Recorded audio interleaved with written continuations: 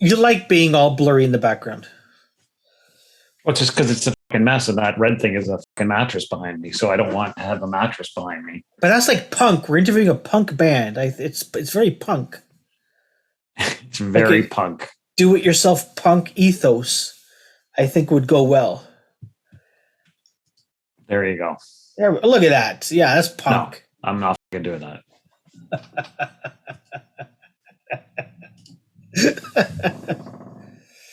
Oh, man. So, Gregg, she ain't pretty. She just looks that way. You have a story for us on today's podcast. I do. The floor is yours. What story? Sorry? What story? I don't know. You said that you had a story. Oh, for the Northern Pikes. Yeah. I didn't necessarily mean for the pre-show. It's not for public consumption. No, it's totally fine. No, it's totally fine. I mean, I remember, I'm just closing all my windows here so it's not so bloody bright. We were playing in Ottawa Barrymore's. Yeah. And the next morning, we were in line at McDonald's for breakfast. And guy behind us said, "Hey, you guys play last night somewhere?" And we're like, "Yeah, because we must have overheard us." Like, "Yeah, we played Barrymore's." And he's like, "Oh," he said, "we just played," whether it was Ottawa or Carleton, right? Yeah. He goes, "Hey, I'm Brian from the Northern Pikes." I'm like, "Hey." So then we just we had breakfast together. Yeah. And then we hit it off. So anytime they were in town or we were in town or whatever, we would just catch up. I remember one time I was catching a flight to go to Colorado, flying through Chicago, and I was going skiing with the family. And the band was there waiting in the waiting area, and we just hung out. So that's why I'm saying, I was going to tell you this, but it's not I really don't think this was pre-show material. Oh. I met Northern Pikes. You met the Northern Pikes. You hung out with the Northern Pikes every time you went to Ottawa? No, if they would come through town and they were playing the schwa kind of thing. Yes. Yeah, it's really not that exciting of a story. Saskatchewan. So I didn't mean to. No, that's okay. Why do you bring up the Northern Pikes? Because this weekend we went to. Well, I went to my first show. You went to your first. I went to. I don't know. I've been to a half a dozen. Well, shows. because you live on the edge. No, this is you like to live dangerous. This is my fourth show. Orphan George, aka Steve Davis of Radical Road, sponsor. He covered. Now, what song did he cover? Was it Teenland or was it Girl with a Problem? Girl with a Problem. I just love the Northern Pikes. Yeah. He just has some great tunes. Yep. Back in the 80s and 90s. We just saw them just before COVID, I think. Really? A couple of years back. Okay. Yeah, we went and saw them. Kel, myself, and Connie Crosby went to see them at the former Mod Club. And it was cool because his name's escaping me from Northern Pikes, not from Grapes of Wrath. Was playing with them. Okay. And so then they broke into a whole bunch of Grapes of Wrath tunes as well. So it was kind of cool. Nice. Yeah. Yeah, man. 80s, 90s Canadian rock and roll. Yep. Those were the days. Yep. They were just big here. Yeah. Yeah. Thanks to, I think, MTV as well, right? I think not MTV, sorry, Much Music. Yeah. You'd watch their videos on Much Music. It was just awesome. She Ain't Pretty. Yeah. Teenland. Oh my goodness. Girl with a Problem. Yeah. They were amazing songwriters. Yeah. there were people back then that just were amazing songwriters, like 5440, Odds, Lowest of the Low. Like just that period of time, there was just such great songwriting going on. Poppy, but great songwriting. Yeah.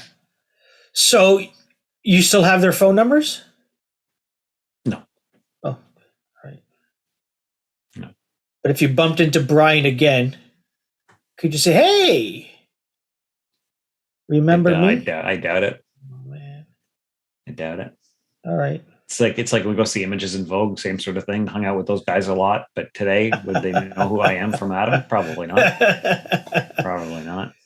They would leave the conversation going, "Don't you hate everybody we meet says they knew us back in the day?" Yeah, 100%. Although I did have Chris Wardman so Scott Turner shared in the Spirit of Radio Facebook group. Remember the Spirit of Radio? Scott Turner posted that it was last weekend, I think 35 years to the date that he saw Breeding Ground, and he didn't know where. And Wardman jumped in and said that was at Lee's Palace. And I replied to Wardman and said, didn't we? I mean, I know we shared the stage there once. I said, and he just gave it a thumbs up today on Facebook. So it's like 35 years ago this past weekend, we were the International Boundaries then, INB, was opening up for Breeding Ground at Lee's Palace. All right. This is a riveting pre-show. There you go.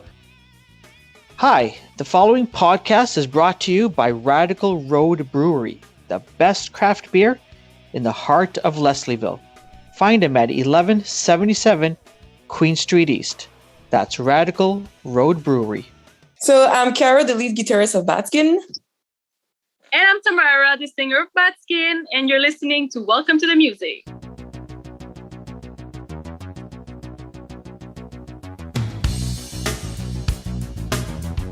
Welcome. We're so excited to have you on. So thanks for joining us tonight. Thanks to you guys. Thank you so much. Well, let me get started right into this. We are, so we're recording this at the end of November.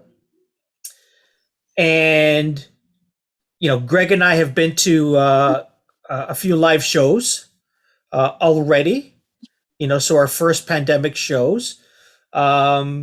But I wanted to ask the two of you, because I read somewhere that, similar to, I guess, a lot of people, the pandemic really affected the band, or it could have affected the band. I read somewhere that there were thoughts of, forget this, we can't play anymore. Let's go do something else. Did I read that correctly? Well, it was not let's do something else. It was just like we had like projects aligned. Like we were supposed to do a video clip to release the EP Live Fast Die Punk really like sooner. Yeah. But we had the COVID and we had to like delay shows. So we tried to push it back. But the pandemic like bring like not bad news, but just like to delay stuff. But it actually bring good things for the band too, because we had more time to write music and really like be just like to compose really like a different level. So it was good and bad too. So. Yeah, and just to make sure, quitting was never an option, and there won't be an option. Okay, good to hear. So good research so far. This is where at the 5 minute mark you go, I gotta go. See you, bye. Thank you. I'm going to fire that person who fed me that. Please don't. Send me your phone number, please. I will. Yeah. We got to go all punk on them. So tell me about Bad Skin pre-pandemic.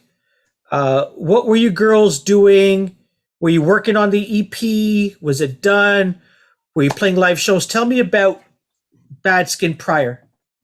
Yeah, the album was finalized. We just didn't want to promote it and push it because everything was like slowing down. We couldn't like promote it and play it in shows. So we'd like wait. But I think there's nothing wrong in waiting and making good moves, The band, we would perform. We would start playing in festivals. and it was like growing so fast that like the pandemic like slowed the process. But now we're start to getting there. So that's what we were doing before. Awesome. Now you said you guys were writing some new music during the pandemic. Talk to me about that. Like, what songs were you writing? Did the themes change at all during the pandemic versus before? It changed a little bit, but it's like we wanted to explore more type of songs too. Like we have like a ballad that's coming, and which we never did before. A punk ballad. Yeah. Yes.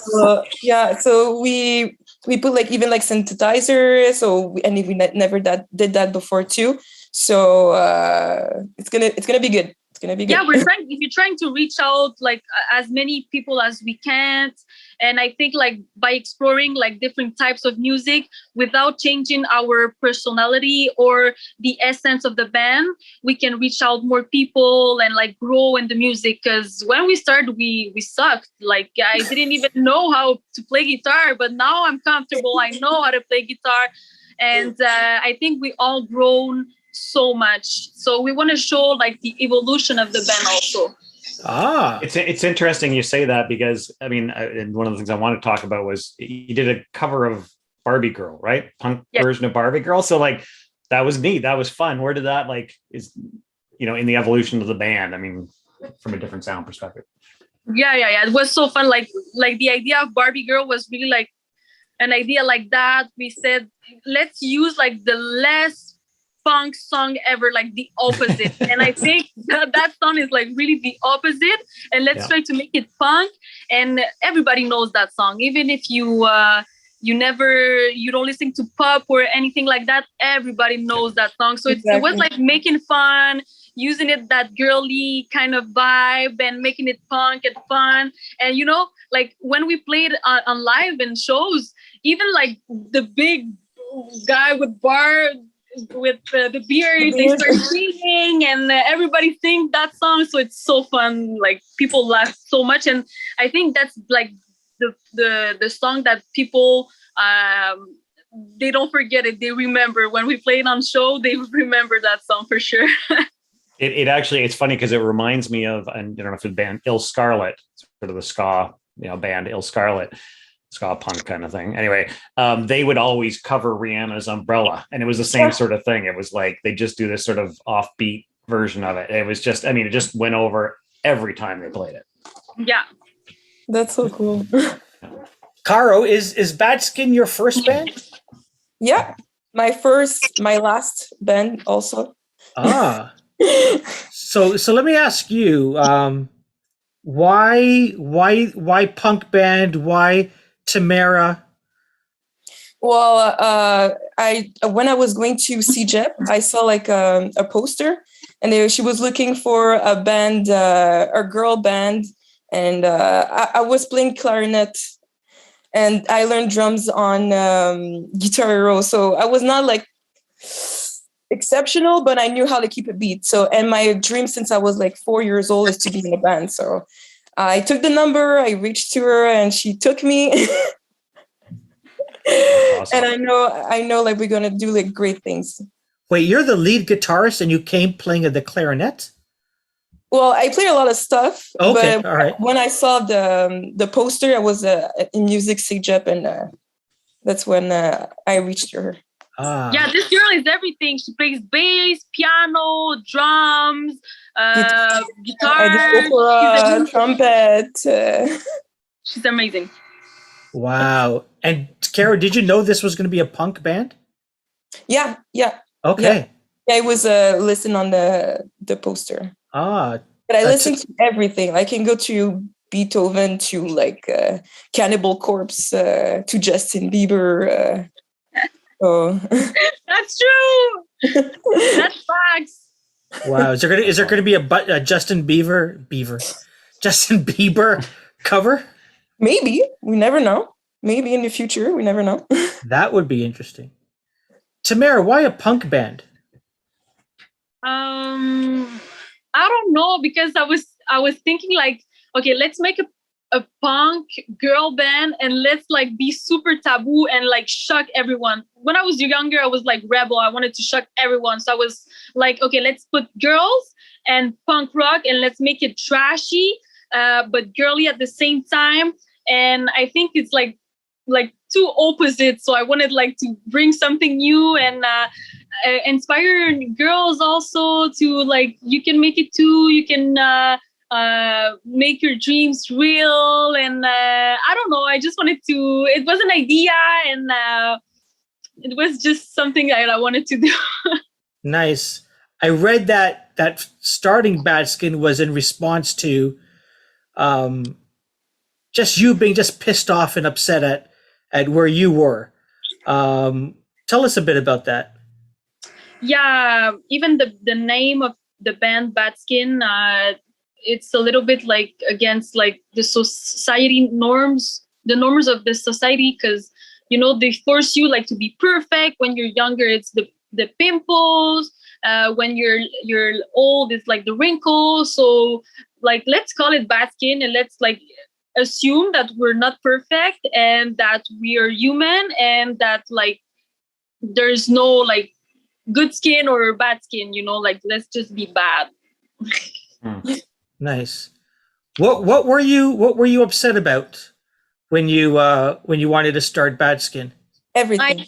I think not everything, but just like the injustice. At the time, I didn't have like a car, so I would like take the metro and see everything, see like the homeless people, see like I don't know, like all the injustice. I just wanted to speak out for everyone who didn't have like a voice, and I think that's like the main thing we wanted to do at the beginning. It's you talk about the metro and just being around Montreal and stuff. And I mean, you've come from a town that has had some amazing punk bands. Like, you know, I tripped down memory lane today as I was like, you know, researching you guys listening to music. And then I went to the Nils, and from the Nils over to Deja Voodoo, and who I saw back long time. You were probably weren't even born at the time, but anyway. And so, you know, like I think of so much of the great punk sound that came out of Montreal. How does Montreal influence you in your music and your attitude and your spirit?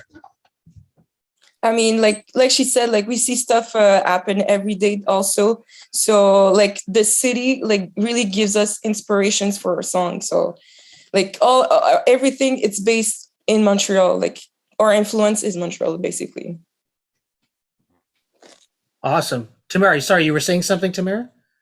I know, I think she's on mute and speaking. Yeah, you're on mute. Such a Zoom thing. That's okay.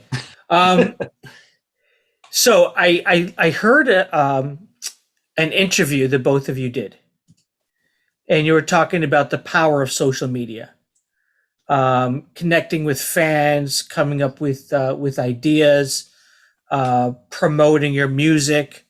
Gregg and I were talking before the two of you came on. You know, we sometimes see the dark side of social media.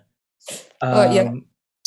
How I'm curious if you find that you need to force a balance there, or are you guys so good at curating stuff that it's just positive stuff for you? We have some positive stuff, but we also have like constructive criticism.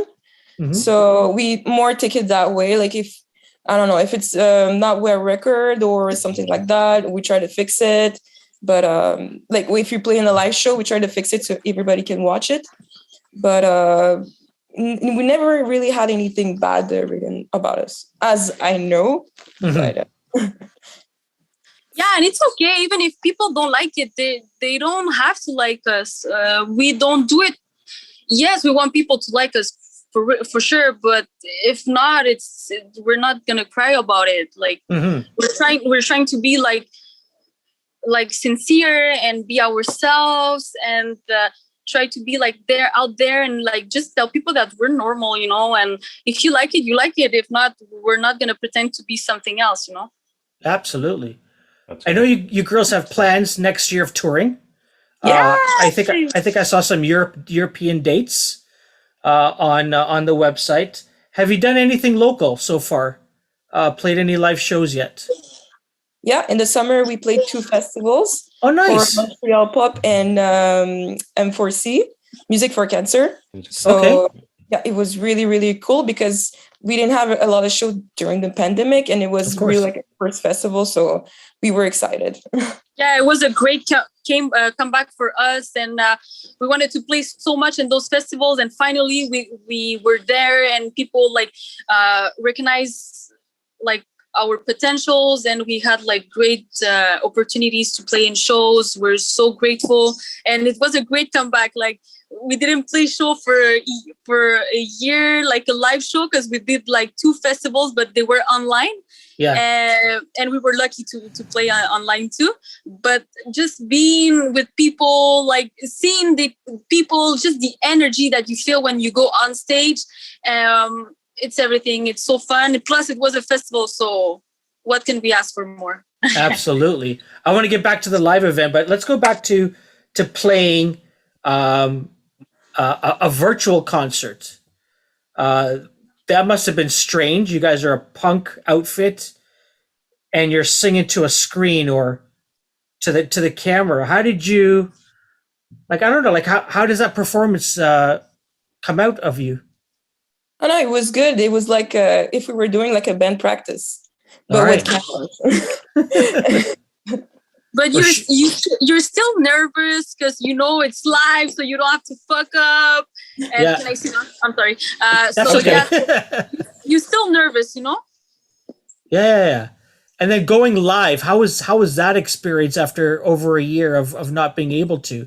How was that experience? Was it nerve-wracking? Usually at punk shows, the crowd is going wild. How do you manage the expectations of what you want to have happen, but then also realizing, are people allowed to even hug each other anymore? Yeah, it's so fun because like I'm the type of girl who's gonna jump in the crowd and do mosh pit with people and like go crazy and crowd surf and whatever. But now they're like, Tom, you cannot go in the crowd, and it's so sad because we played like our first like big festival this summer, and I wasn't even able like to go see the people, and you see them with masks, so it's And they all had a chair, so it was different. Oh, everybody was seated for it? Yeah. When it was the one we did outside, everybody was standing up, but the one that we did in closed doors, they all had like seats and distance between them, so we just saw them do this the whole show.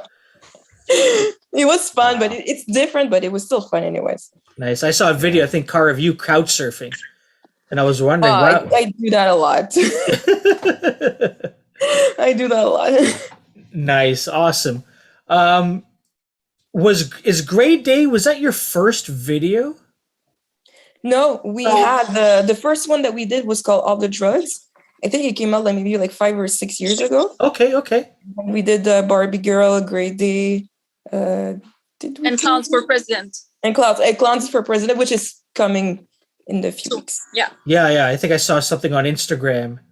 It was a preview. Tell me about that song. What is that song about? What is it in response to? Well, it's just like plus with everything what's happening, like it's hard to believe like the presidents and people that they're taking care of the countries and everything. So it's just saying that there are people like us, and sometimes they look clownish, and talking about a little bit like don't trust the government too much, maybe. Something like that. We really wanted to push like to people, like if they are in a place that they want to say no to something, that they can actually. Yes. So like it's not because it's made that way that you have to take that way. If it's not made for you, you can have a different route and still reach the same point as everybody. Yeah. Interesting. Impressive. Yeah. Go ahead, Greg. Oh yeah, I was going to say, sorry. So one of the things that I really liked, and it sort of goes along that same lines as a supportive theme, and is I saw a post on your, I think on your Facebook, maybe on your Instagram, and it was a post that said something like, "Punk is support, not competition," and I thought that was a really interesting. As a former musician, we were sort of the new wave band, but we would, the same night the metal band was playing, like our buds were metal. In fact, it's funny because we ended up merging and becoming this sort of funk rock band eventually. But, we would go to their sound checks and they would come over to ours. And it was like, our fans would be like, what are you doing hanging out? What are you, that kind of thing. So I love that post that you had about being, punk being supportive. So. Yeah, but I think it's important because you're not going to go play a show and because you played first or you're playing last that you're going to leave right away after your set, or you're going to be there 10 minutes before your set and play, I don't know, like this diva rock star thing. We're not like that. We like to see people. We like to hang out before and after the show.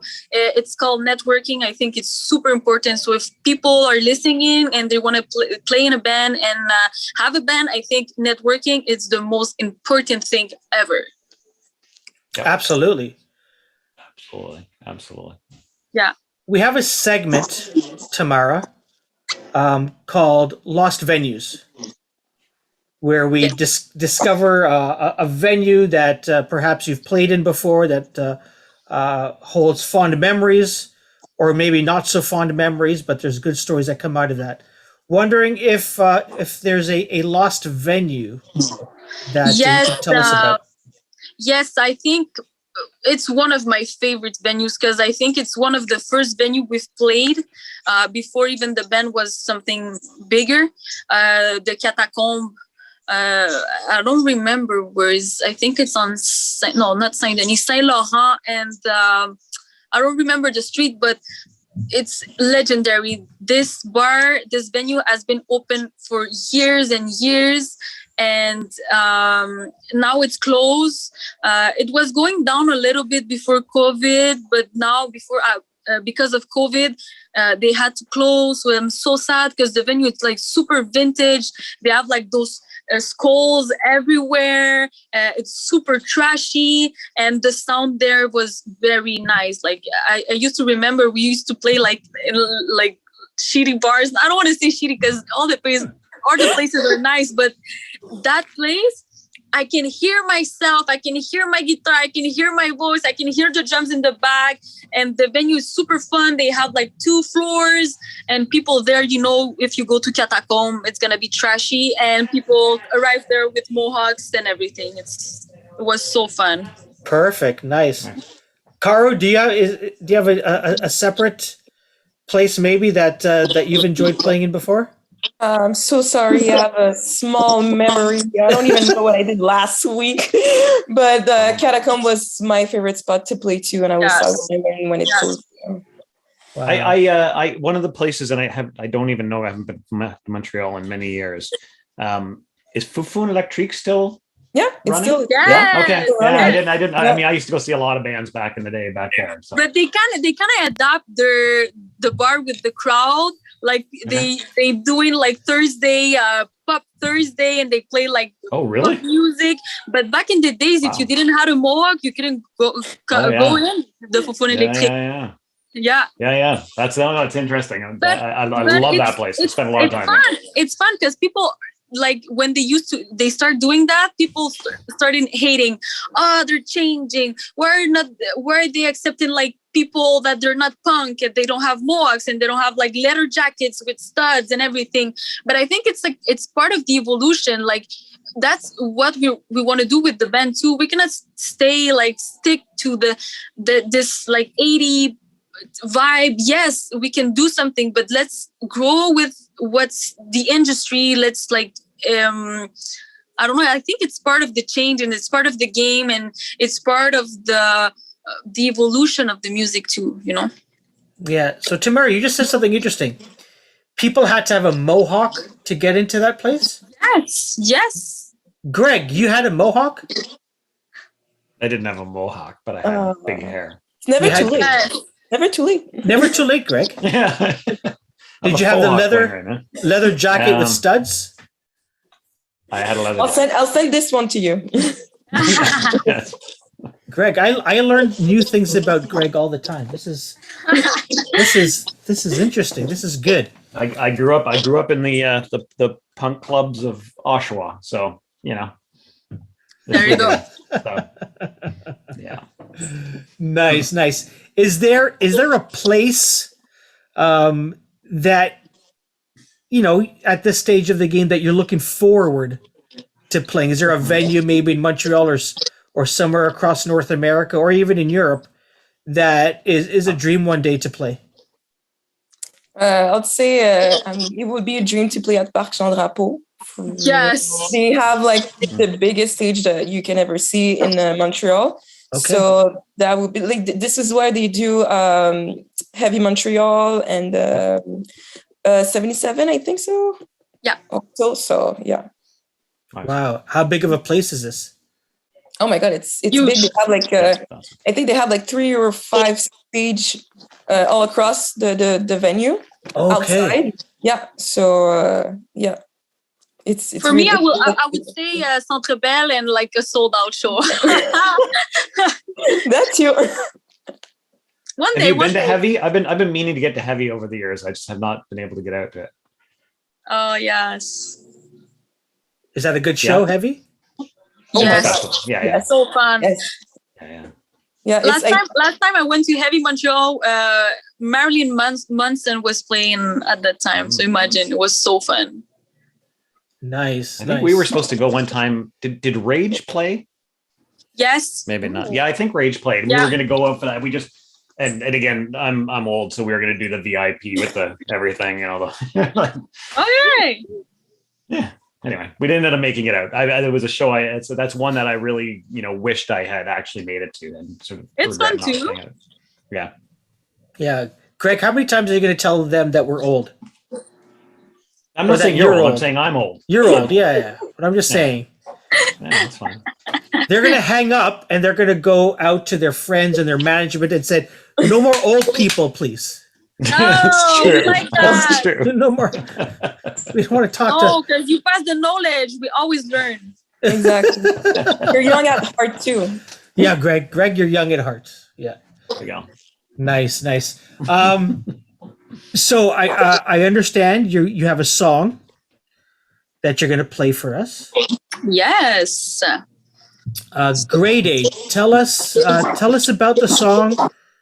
Tell us about how it came up.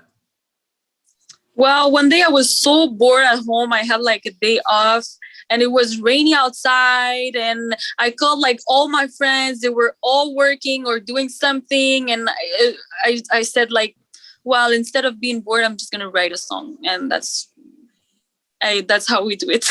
That's how we did. Nice. There's a story that everywhere that I looked, they told a story about like a last minute change or something. What's that about? Small detail, small change. I did the solo. I scratched it off. Like we were supposed to, because we did the solo. You recorded it. We recorded it. And then I was like, one day I woke up and I was like, I hate that solo. I have to do another one. So like maybe like 4 hours before going back to the studio, I wrote another one. Yeah. And then I was practicing all the way. My friend was driving. I was practicing in the car. And then when I got to the studio, I was still practicing and re-recorded. And I was like, finally, like, oh my God, it's done. And I like the way that Grade 8 sounds now. Nice. So you prefer this version of your solo? Yeah. Have you tried? I don't like it, but I do. Have you? I'm wondering, like, if you play live, do you ever experiment and say, "I'm going to try something new. I'm going to try to play that old solo and see if the crowd likes it"? I don't even remember what it was. I'm pretty sure I deleted every recording that I have with the old solo. Like, okay, it was good, but when I don't like it, I can't show it to people. I have to show what I want. Something was missing. Yeah, exactly. Yeah, awesome. but the entire song, there's a solo. If you listen to the recorded version, the entire song is a solo. Yeah. Yeah, the guitar just goes right through it. Yeah. Right through the whole song. Absolutely. Well, here it is. Here's Bad Skin with Gray Day. Hi guys, I'm Dope. And I'm Caro. And we are from Bad Skin. This song is called Gray Day. Hope you enjoy it. Today is a great day and I wanna feel great too. All my friends are working and I know that you work too. Today is a great day. Let's get boring too. At least this song is playing, so let's get crazy too. Whoa.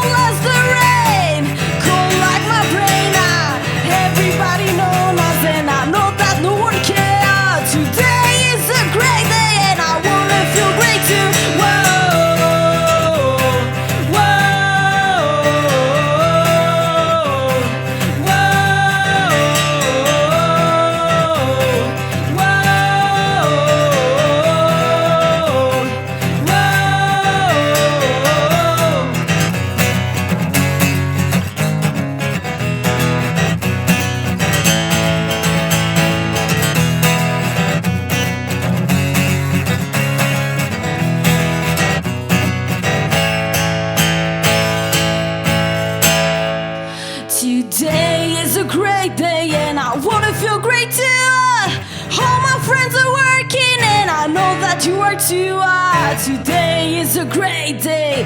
Let's get boring too. At least this song is playing, so let's get crazy too. Whoa.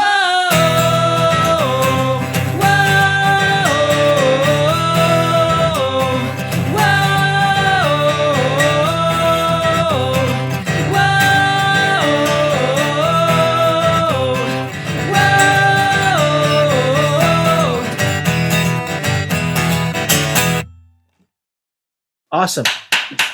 Perfect. Thank you. Thank you. You're welcome. So Great. So I have a couple of questions for you before we wrap it up. So one of the questions that I want to know is, and you mentioned it a bit earlier, but like who inspires you? Where do you get your inspiration from? Musically, personally? I would say before the pandemic, more like the 90s band, like Nirvana, L7. But more as we grew up, we take like all the mainstream music that passes by, and we try to like get some influence, but we add our Bad Skin touch with it. Yeah, even me, like sometimes like just situation that happens in my day, they're gonna inspire me for maybe not a full song, but at least like a sentence or a word or an idea, or I met somebody or I see something and I wanted to put it in my songs. And I think it's just our daily life that inspires us. Nice. And so my follow-up question to that is, for both of you, is what's in your earbuds lately? What are you listening to that other people should be checking out? Oh my God. Motionless in White. I listen these days I listen more to metal and deathcore, but I'd say Slaughter to Prevail also. That's a deathcore band, a Russian deathcore band. Yeah. What else? Spirit Box. That's a metal deathcore band, but it's a girl singing, and she has like a loud voice. Really. Check that out. Me, I mostly listen to Latin music because I'm Latino. I don't look Latino, but I'm Latina. But I would say some shout outs to Montreal bands, because there's so many talents in Montreal. I can say Scarlet Wives, they're amazing. The Brief Face, the Leftovers, that's another all-girl band. Charogne also. Who else, Caro? We can shout out that people can listen to them. My brain. Caro, she's the type of girl that I have to remember her everything. But it's okay. We all have our talents, and we're Yeah. our Like, don't forget, we have a band practice. Oh my God, I'm coming. So yeah. So That's I would say like Montreal bands, definitely. Yes. Nice. Tamara, Caro, thank you so much. Thanks to you Been a guys. pleasure. Already? We can was talk so more. It was so fun. Thank you so much. Oh, thank And you so much. I rushed today because I was working and I wasn't supposed to work that late, so I'm still at the bar working. And my boss was just like, "Yeah, do the interview in the back. It's okay. So sorry if you're listening. That to was when you were music walking or- around earlier. Yeah. I know, because I was looking for a charger. Perfect. It's okay. Nice. It's punk rock. It's okay. If people want to check out your music, check out where you're playing, where can they go? For sure, they have to stay tuned on our social media. So we always promote our shows, our coming projects on Instagram, on Facebook. And also, if you want to listen to our music, we have our new EP, Live Fast, Die Punk. It's available on all digital stores. So you have all the previous EP, also all our songs. We have songs and videos on YouTube too. And if you can follow us and give us a thumbs up or a comment, it will be great too. Awesome. The EP is Live Fast, Die Punk. Check out the video to Grey Day. It's a banger of a song for sure. Yes, this has been Tamara and Caro from Bad Skin. Thank you so much, ladies. Thank you, guys. Yes, God thank bless you. you. Thank you. Thanks. Bye. Bye. Thank you. Bye, Caro. Bye, Tam. Caro, you have a rehearsal later on. Tomorrow we have a rehearsal. Tomorrow we have a rehearsal at 7. Don't forget. There you go.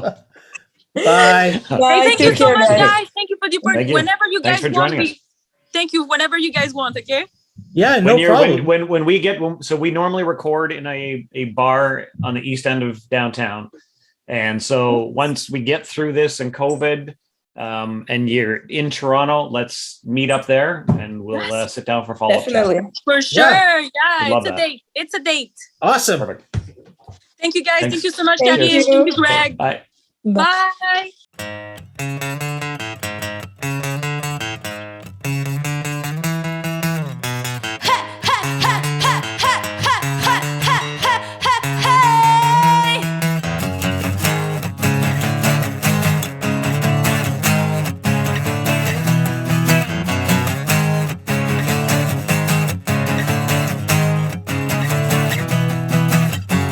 Yeah, I'm not the girl you always want, and I will never say the things you like. 'Cause I got way much to see, and I don't need company, and I don't need to be the one. I'll drag you down, down the rabbit hole. I'll let you go, down the rabbit hole. I'll drag you down the rabbit hole. So you should go, go, go, go, go, go.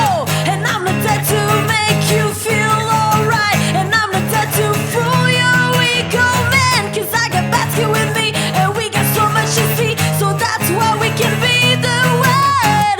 Roses, guitar, and whiskey, yeah, come and join the party.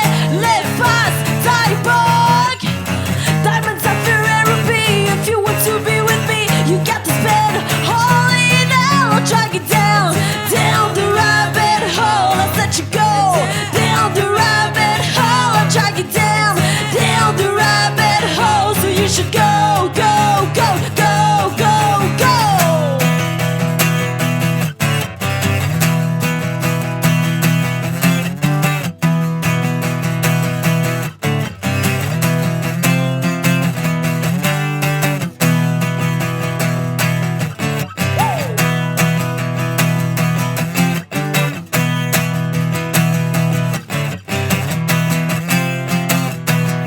I'll drag you down the rabbit hole. I let you go, down the rabbit hole. I'll drag you down the rabbit hole. So you should go,